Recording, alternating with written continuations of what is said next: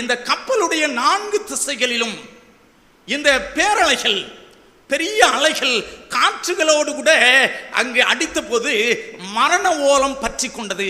அவர்களுடைய சந்தோஷம் எல்லாம் அங்கு கூக்குரலாக மாறினது. இதனால் இந்த உலகத்தினுடைய நிலையை குறித்து இந்த இடத்துல நாம் தெளிவாக படிக்க முடியும்.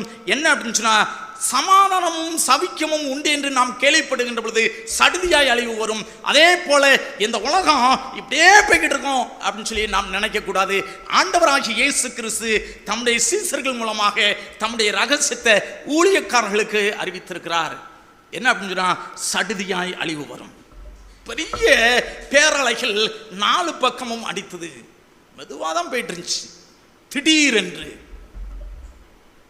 என்ன செஞ்சது அப்படின்னு சொன்னா, இந்த காற்று அடித்த பொழுது மிகவும் மோசமாக இருந்தது. This man, how powerless